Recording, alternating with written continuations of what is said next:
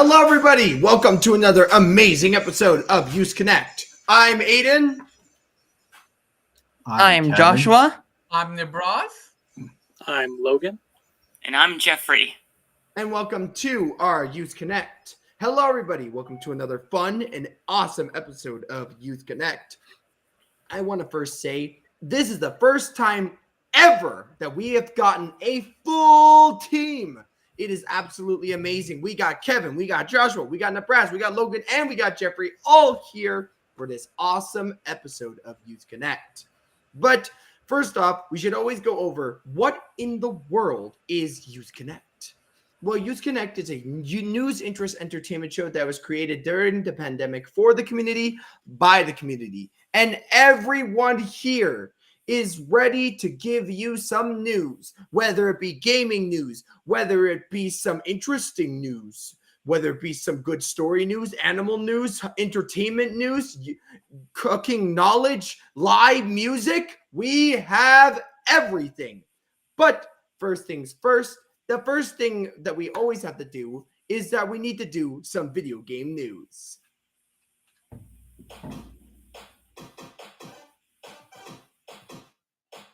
Okay, guys, so first up, we have our Spotlight Game of the Week. Now, what is Spotlight Game of the Week? Well, basically, it is going to be a game that is going to be coming out, has released recently, or is an old classic. And today, I'm talking about a game that we've been waiting for 2-3 years, I would say. And today's Spotlight Game of the Week is the Super Mario Brothers Wonder Game. So, you know what? People say that is the next evolution of Mario fun. It is going to be classic Mario gameplay that's turned on its head with Wonder Flowers in the Super Mario Brothers Wonder Game. These game-changing items can be wonderfully weird stuff can happen. Witness pipes come alive and wreak havoc as a giant spike ball and lots more. Now, what's the story? Mario and friends have been invited to visit the colorful Flower Kingdom, just a short hop away from the Mushroom Kingdom. Unfortunately, King Bowser had other plans and decided to take the Wonder Flower and transform himself into a flying castle and is causing chaos around the peaceful land. Now our heroes must save the day and the Flower Kingdom in this wondrous new adventure. You've got Mario, Luigi, Peach, Toads, Toadette, and even Daisy. And guys, if you want a little bit of an easier journey, you can choose the Yoshis and Nabbit. Now, why would I say they're easier? Well, Nabbits and Yoshis won't transform with power-ups, but they also don't take damage from enemies. So they're perfect for players who are just starting out. And not only that, but you've got brand new power-ups such as the Bubble Flower, Drill Mushroom, and even the dreaded Elephant Fruit. Ugh. Don't forget about those badges, guys, because Mario Wonder introduces badges where you can collect a whole different set of them throughout the game to get fun new powers. But the fun doesn't stop there. Do you guys think you have what it takes to defeat Bowser and save the Flower Kingdom?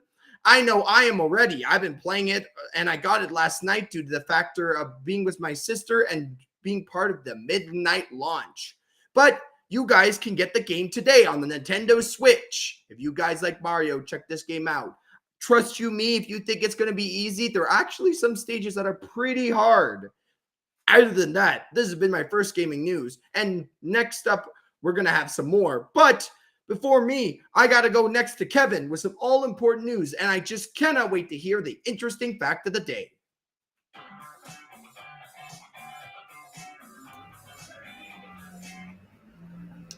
Hello, everyone. Welcome to Youth Connect with me, Kevin Aruja. So, that being said, let's get right into the headlines. The city trying to prepare for increased demand at already packed Toronto shelters as winter approach. Canada's annual inflation fell to 3.8% in September. My apologies. Ontario's public elementary teachers vote in favor of strike mandate. And Toronto Raptors superfan Nav Bhatia writes memoir with behind-the-scenes stories. Emergency shelters in Toronto continue to operate at capacity at the head of the city's shelter system, says he is concerned about the escalating crisis as officials try to prepare for increased demands during the winter season. Gord Tanner, the general manager of Shelter Support and Housing Administration for the city, said Toronto is seeing unprecedented pressure on the shelter system due to an inflated cost of living, insufficient affordable housing supply, and an increase in the number of refugee claimants arriving in Toronto. Tanner said last year to respond to demand, the city reduced the lateral separation between shelter beds to add additional capacity, and a measure the city will be taking once again this year. This, he said, will help to add a total of 180 spaces across the system. The city is also altering its warming center activation criteria this year. Starting in mid November, warming centers will appear when the temperature drops to -5 Celsius, marking a departure for the previous threshold, which was set at -15 Celsius.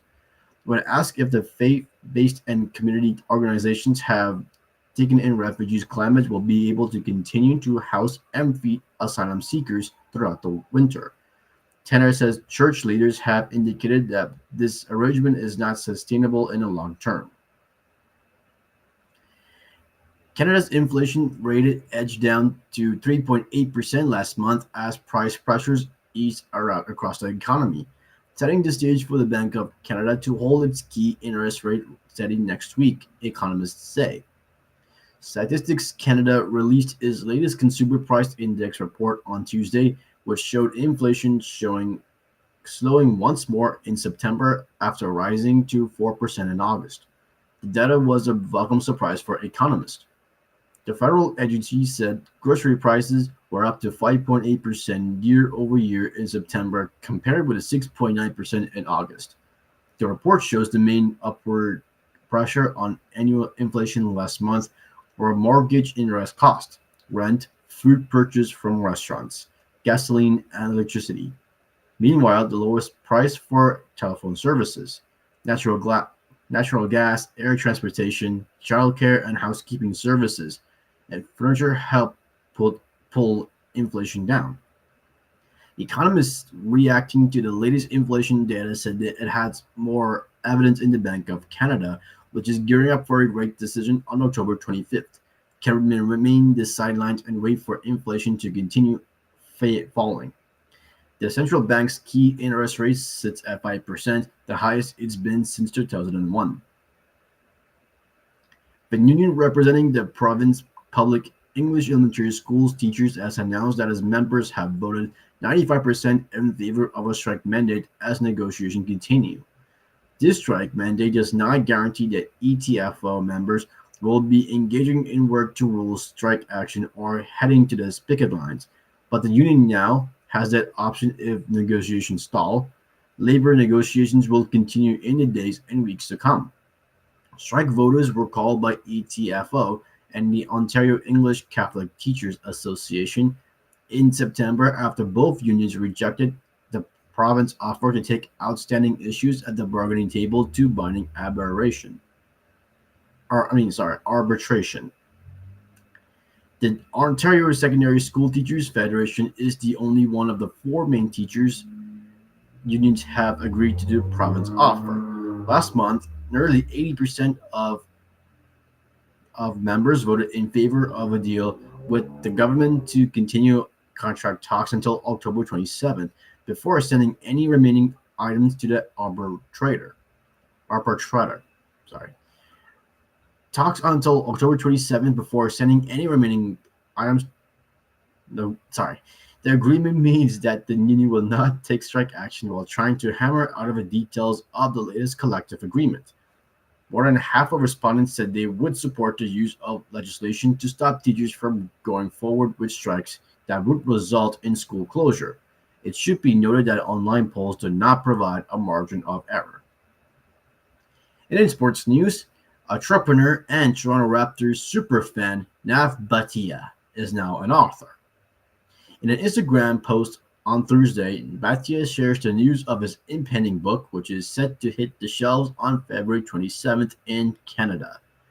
Bethia, who owns 5 car dealerships in the Greater Toronto area, continued to say he hopes his book and experiences inspires readers to go after what they believe in. Bethia attended his first Raptors game in 1995 after the Toronto franchise joined the NBA, and previously told CTV News Toronto he became addicted. He is also found his Supervan Foundation, founded in 2018, and gifting thousands of Raptor tickets to members of the Sikh community, including many others, to celebrate Vaisakhi, the Sikh New Year.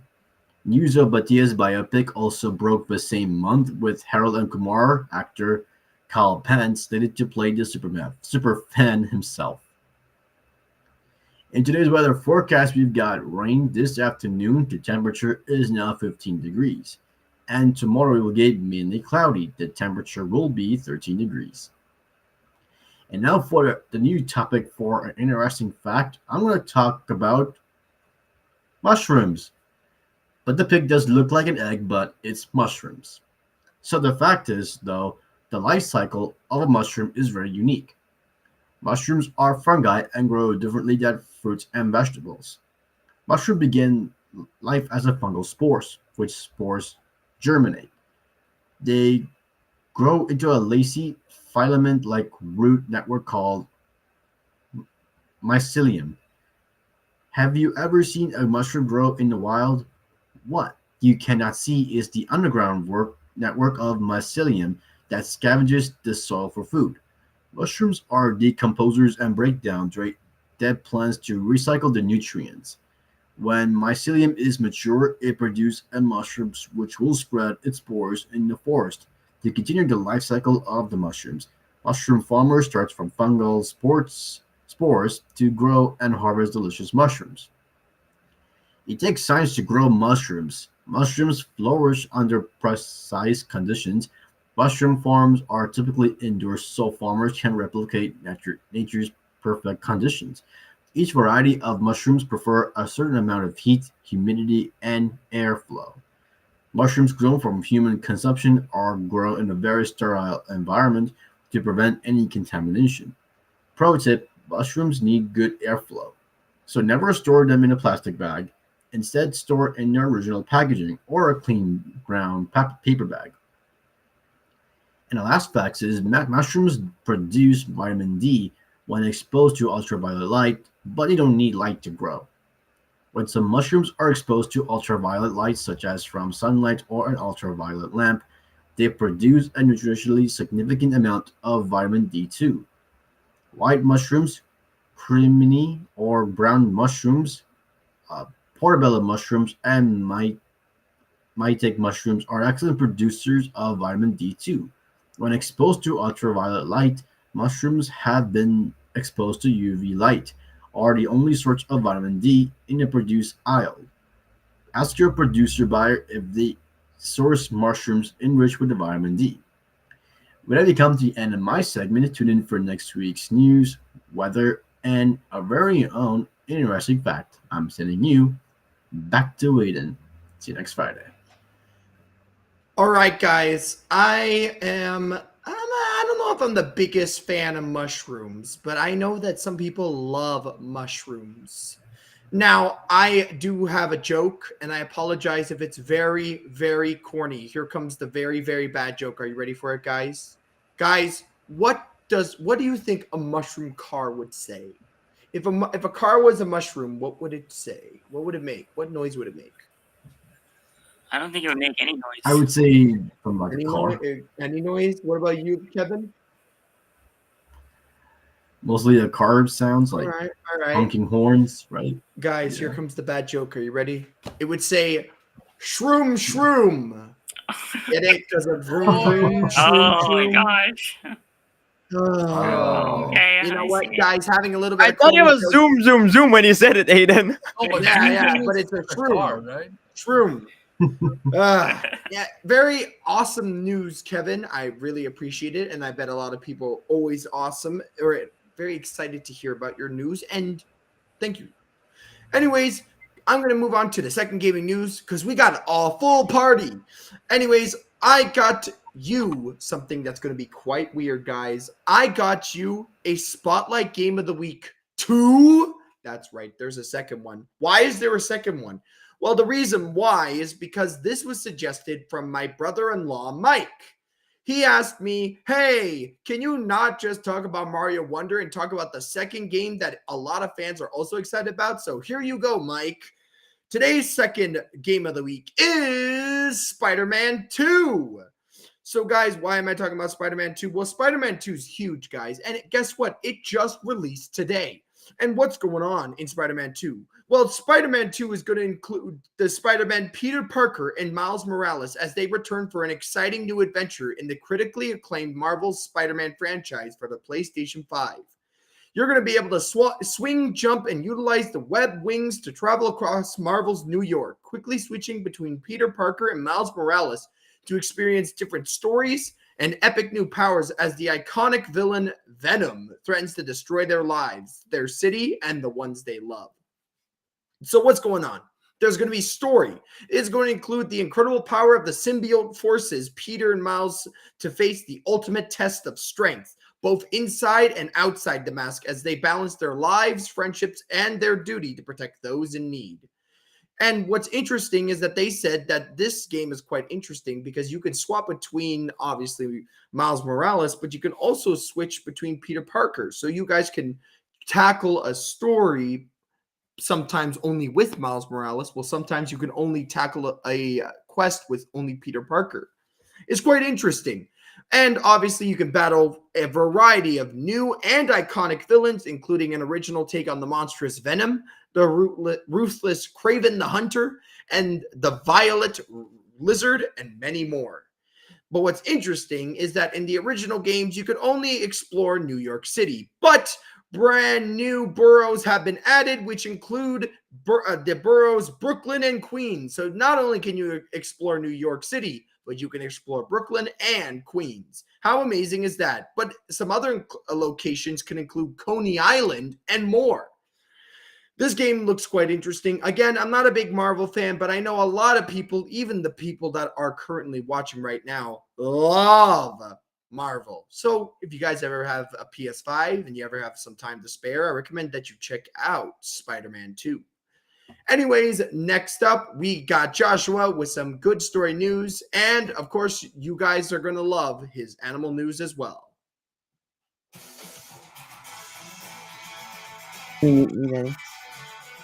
Then. Good afternoon. Welcome to Connect Now for a good news story. Sam Kaplan of Lawrenceville, Georgia, has added many times to his resume over the years, but on May 11th, at 72 years of age, he added a particular late-line item, a college degree. Alongside classmates 50 years younger than him, Kaplan crossed the stage in graduation cap and gown to receive an undergraduate degree in cinema and media arts from George Gwinnett College. His 99-year-old mother was there to see it all and cheered as well as she could. Kaplan, who graduated from high school in 1969, had not considered college. He went right into the workforce in various roles. According to the college news release, he ran a cleaning service, then a telemarketing company. He worked in customer service for a wholesale distributor of electronics and even drove a taxi part-time. Going back to school wasn't as easy as one might think, and at first he found it difficult to remember how to study, how to make friends, and all the other skills being a student required. Therefore, he committed himself to talking to one student a day, asking about their methods, hopes, and approaches to the classes. He no doubt had help and advice from his 5 children, but he also said that his classmates really opened up during those chats and that helped him excel. With his degree in hand, we will no doubt expect to see his name in the credit rolls of an independent film in the not-too-distant future. Now, for another good news story. Caden Tinick is in the midst of an unexpected journey that began when his parents started questioning the amount of time he was spending watching YouTube videos. Go outside, go play outside, go do something productive, Caden recalls being told, then my dad said. Instead of watching it all the time, learn to make something like that. but the prospect of being the center of attention felt daunting. First, Caden thought his life was boring. Second, he was born with a condition commonly called dwarfism, but Caden decided to face his fear of appearing on camera.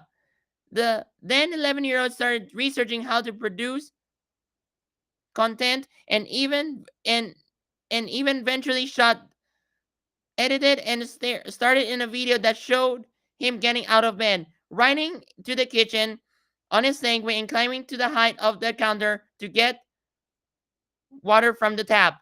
So Kaden started producing countless videos using his newfound creative skills to both entertain and educate his audience about his condition.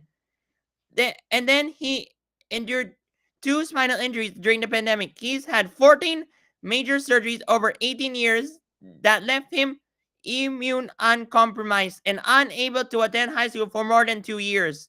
But Kanan realized that he was able to still make videos. His passion was reignited and he was inspired to pursue it professionally. I showcase what it's like to live at 3.5 feet tall in a world built for an average height people, Caden says. Caden posts his content on all major social media platforms, including TikTok. His video, which range from how he modifies his kitchen to cook, to how he fabricates his lifted Jeep to drive, have attracted to more than 1.2 million followers and inspired more than 250 million video views. Now strangers stare because of his stardom instead of his stature. He's using his fame to help stage fundraisers for charities that support his condition. But ultimately, Caden is feeling grateful for the opportunity to share the extraordinary perspective of being an 18-year-old. Caden says everyone's a bit different. Everyone's unique in their own way, but in the end, we are all the same. Now turn to animal interest news. A university student was on a fishing trip with her dad when they saw 3 deer emerge from the woods. Not the most uncommon occurrence, but there was something unique about this encounter. 19-year-old Isha Patel said 2 deers were born and one was dazzling white and described the experience as breathtaking. The white deer came so close, less than 10 feet away. It was beautiful and so cute, said the University of Cardiff student. According to the wildlife sources, the chances of seeing this white morph in the UK are extremely rare. After I saw the deer, I read that chances of spotting them are around 1 in 30,000. We have ever seen one before, and my dad was like, "Are you sure it was a deer, not a goat?" Looking at the images, you can understand her dad's sentiments.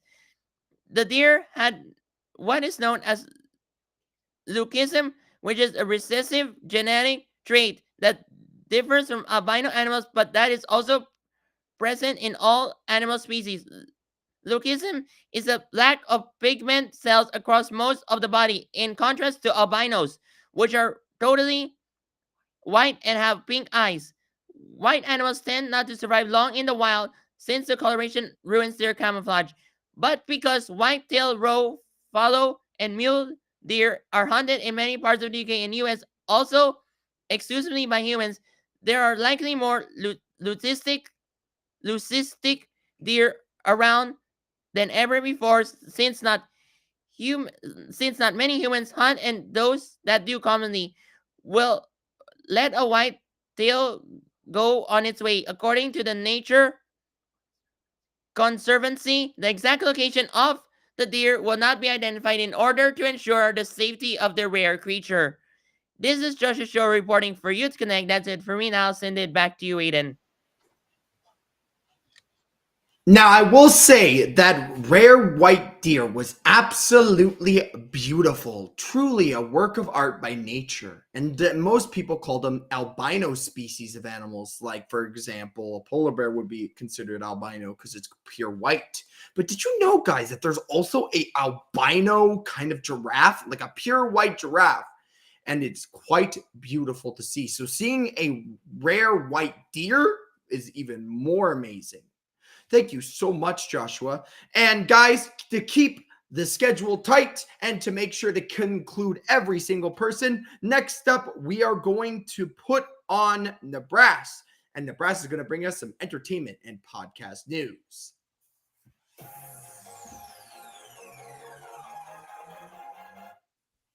Hello everybody, how are you guys today? My name is Nibras Khan and I'm yours for the entertainment news. Let's get straight on top story. And our top story is about X-Men First Class director Matthew Vaughn wants to reboot Star Wars franchise. Yes, Star Wars franchise. The Star Wars franchise launched in 1977 and it had a transformative effect on the popular culture. 46 years later, it's still going strong. Speaking to Josh Howitz, Kingsman director Matthew Vaughn has revealed that there would be only one way he would ever do a Star Wars movie if he got the opportunity to reboot the franchise. For me, doing a Star Wars movie is to play with the characters that I loved. He explains, in his view, Star Wars is the Skywalker family, and he believes that the Lucasfilm has gotten wrong with their desire to expand the franchise. You ask me who's going to play the next Wolverine? Why are these characters so hallowed that from 77 you can't redo it to a new audience? Vaughn is no stranger to reboots, having essentially rebooted the X-Men franchise with 2011's X-Men First Class. He would find the idea of a Star Wars reboot thrilling. There's undeniably a solid basis to Vaughn's argument. At heart, the Star Wars franchise is indeed the Skywalker saga, a truth that the movie themselves have struggled to contend with. It's the real reason Rey became Rey Skywalker at the end of the sequel trilogy. After all, for all that's the case though, the simple truth is that the critical fandom is unlikely to accept a reboot. Star Wars is a George Lucas creation and always will be. And he had such a strong vision of the franchise that he literally remade the original trilogy using modern technology so it could better represent his own vision. A full Star Wars reboot would feel like a rejection of Lucasfilm's vision, and many would consider it disrespectful. So, to entire story, as you could see, I was chuckling because this is ridiculous. Again, I would just want to express. Sometimes I do top stories about movies just beginning when they're releasing. Sometimes I do something like this. Again, this is just, it could happen, it could not happen. It's just an idea that he has said that he wants to do it. Maybe it won't happen, maybe it will have, but it's just amazing.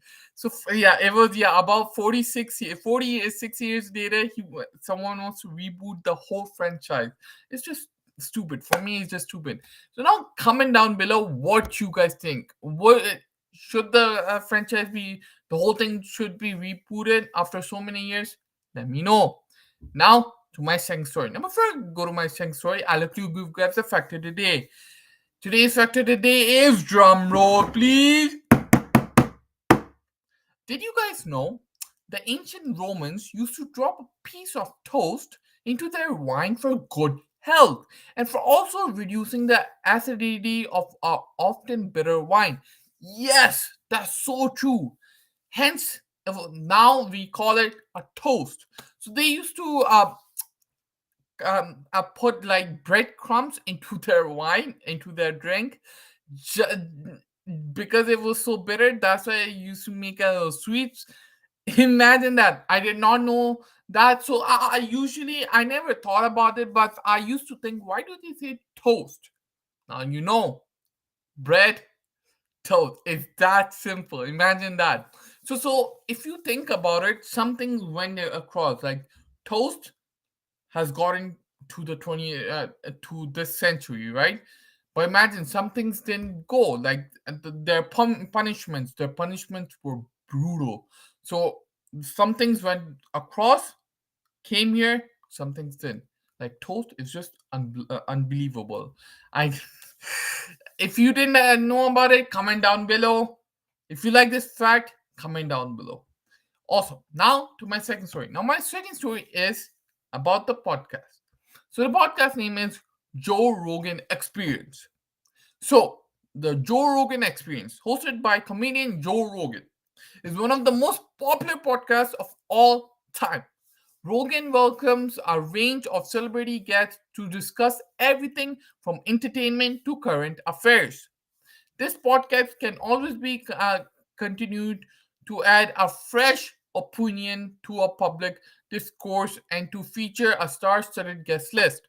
So I've been listening to or between at times listening to Joe Rogan since I was like 2015, and I've been doing this show, imagine that, 3 years. Youth Connect has been 3 years, I believe. Yes. And I've never done about Joe Rogan. And I love this podcast. So basically, I'll repeat it. What he does, he talks to basically everyone, like boxers. If there was a fight, he talks about the fight. He talks about foodies, what their favorite food is, all about knowledge, everything. Just if you're bored, you can listen to it, different topics, weird topic, and just going on and on about different topics. Again, it's called Joe Rogan Experience. If you have listened to this podcast, comment down below. Also, guys, if you guys didn't know, I always, whenever my segment is finished, I always read the comments. So please comment down below. I love when you guys comment. Thank you so much. Again, that's all for me. As always, this is Nibras Khan from Youth Connect. I'll see you all next week. Thank you. Take care. Back to Aiden. Bye, guys. Thank you very much. All right. I got to say that Joe Rogan Experience podcast sounded quite interesting, if I had to say so myself. I was reading a little bit about it, and I remember that Joe Rogan is an amazing comedian. So honestly, guys, if you like comedians, you should really check out the Joe Rogan Experience podcast. Sounds really interesting. And guys, they have over, let's see here, hold on, 2,049 episodes.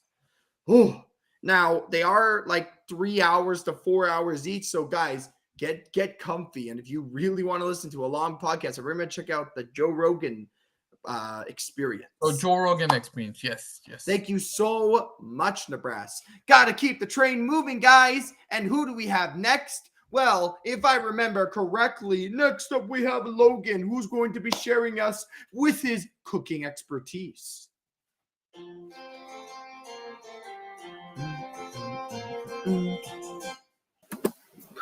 Hello, Youth Connect. I am Logan.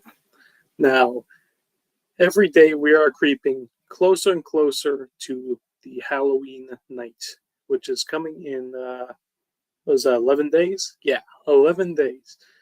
And so, right now, you might be thinking that if you want to celebrate that Halloween spirit, you probably are thinking about taking a knife and carving a face into a specific fruit. And that fruit will be the topic of my segment today. Today, I'll be talking about the pumpkin. I'll go over some fun facts, some history, and some types of pumpkins. So, the first thing I'll talk about is what exactly is a pumpkin. Now, a pumpkin is a member of the gourd family of fruits, which also includes squash and zucchini. Its interior flesh is commonly used to make a variety of meals for the October season. Stuff like pumpkin pie and pumpkin ravioli, all the bells and whistles. And they are also carved into jack-o'-lanterns as decorations for Halloween. So, next thing I'll go through is a bit of a history of the pumpkin. So, the pumpkin comes from the Greek word pipon, I think I pronounced that correctly, which means large melon. The word traveled from France to England, where it was briefly called pompion. That's pretty much just a small phase. You can ignore that. And then it was eventually settled on pumpkin. So pumpkins have actually traced its roots all the way back to Peru from over 33,000 years ago. That is an insane amount of time. That was when it was first cultivated. In fact, pumpkins and gourds in general were some of the first crops ever cultivated in human history, going back even before corn or wheat. So, pumpkins come in many shapes and sizes, but for today, I think I'll talk about the two that are most associated with this season of Halloween. The first one is the one I have over here. This one is the Connecticut field pumpkin. It's, of course, named after the state that it was cultivated in. It's large, it's round, it's a good pumpkin to stick a knife in and carve a face out of, a jack-o'-lantern. There is also another pumpkin I'd like to talk about. This one's very relevant for my field. It's called a sugar pie pumpkin. I will give you 2 seconds to guess what that pumpkin's good for. Pumpkin pie. Pumpkin pie and all the general pumpkin dishes that I talked about before. It's the Eden pumpkin. So, after all this, you're probably wondering, why are pumpkins so associated with Halloween so often? And of course, that is through jack-o'-lanterns, but you're probably wondering what the tradition of jack-o'-lanterns originated from. So, pumpkins became associated with jack-o'-lanterns from an Irish myth, of all things, of a Irish folktale, you could say, of Stingy Jack, an evil spirit who roamed the lands with a lantern made out of, you guessed it, a turnip. So the Irish would carve faces into turnips to ward him off. And so when the Irish immigrated to North America, they kept up the tradition,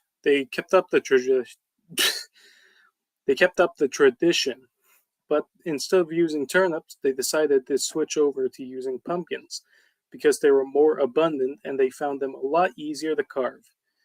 And so that is how we get the origin of the jack-o'-lantern. So I would say that just about concludes my episode today on jack-o'-lanterns. And so happy carving, everybody. Back to you, Aiden. Guys, make sure to be ready to carve some pumpkins because October is slowly ending. And you know what that means. Near the end of the October season means that there's going to be Halloween. Get your jack-o'-lanterns ready. And I have a really, really bad dad joke. Are you ready? What did the orange pumpkin say to the green pumpkin, guys? What do you guys think they said? Boo-hoo. Boo-hoo. Or boo. All right. Yeah, boo-hoo. You know what they said? The orange pumpkin said to the green pumpkin, "You look a little sick." That is my joke. I get it. Anyways, bad jokes You come aside. up with that one on the fly? Yeah, I did that one on the fly, to be honest. Yeah, I think I could tell. Anyways, guys, time to move on to the final piece, the cherry on top of our Youth Connect. We always have to end off with Jeffrey with his live music.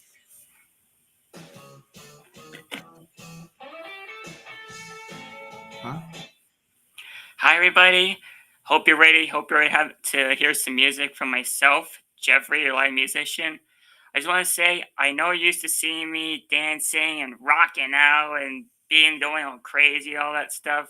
But sadly, I've injured my my foot. But you know what? I figured things out, and you know what? You still got my music. So I'm going to be playing a nice, beautiful song called "Blackbird" by the Beatles. So hope you like it.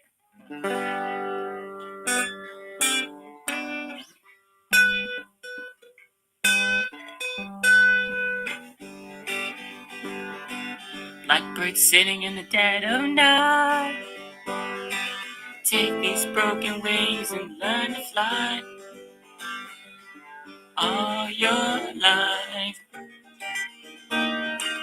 You were only waiting for this moment to arise. Blackbird sitting in the dead of night. Take these sunken eyes and learn to see.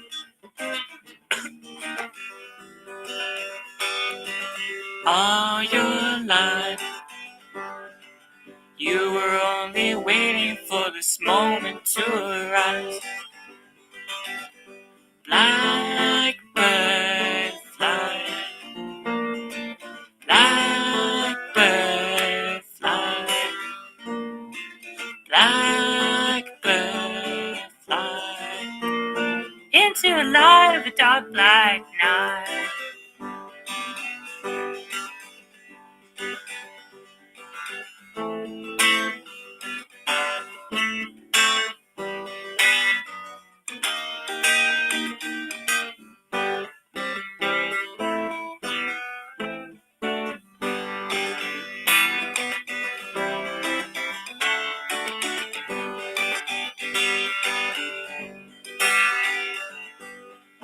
Blackbird sitting in the dead of the night. Take these sunken eyes and learn to see all your life.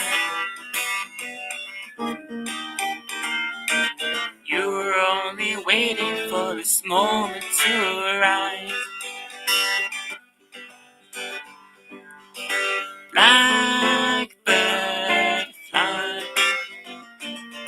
Blackbird fly. Blackbird fly. Into the light of dark black night. Blackbird sitting in the dead of the night. Take these broken wings and learn to fly all your life. You were only waiting for this moment to arise. You were only waiting for this moment to arise. You were only waiting for this moment to arise.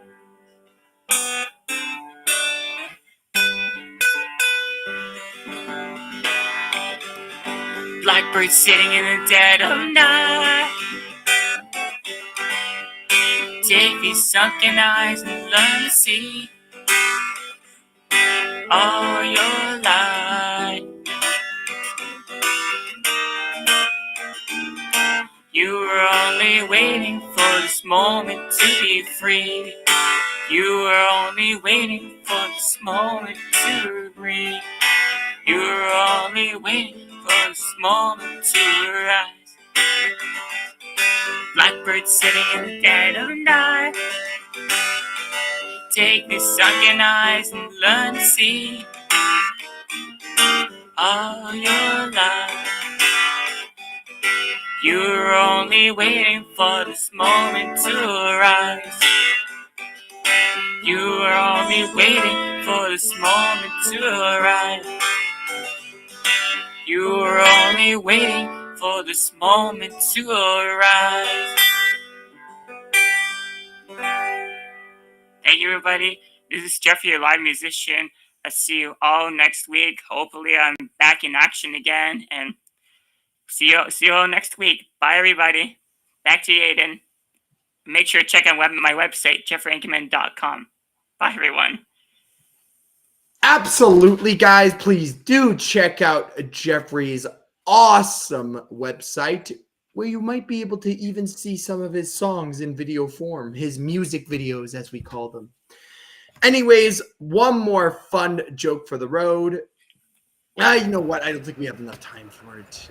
Actually, our back crew says that they want to do it. Okay, What is a crow's favorite activity? Ooh. Crowing? Crowing, yeah, crowing. Growing. No, actually, now there's two forms of this joke. It likes to crochet, or it loves to rave. It loves raving. Rave, yeah. Easy answer. Crochet is a good one. Better.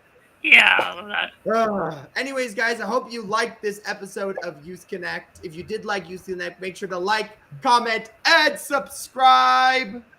And don't forget to click the notification bell. I will thank all of my co-hosts, so thank you so much. Kevin, Thank you so much, Logan. Thank you so much, Jeff. Thank you so much, Joshua. And thank you so much, Nibras, Joshua, Kevin, Logan, Jeffrey. That's everybody. Woo! Other than that, we will see you all next time and have a great weekend. Bye, guys. Bye. Bye. Bye. Bye. Bye. Bye. Bye. Bye.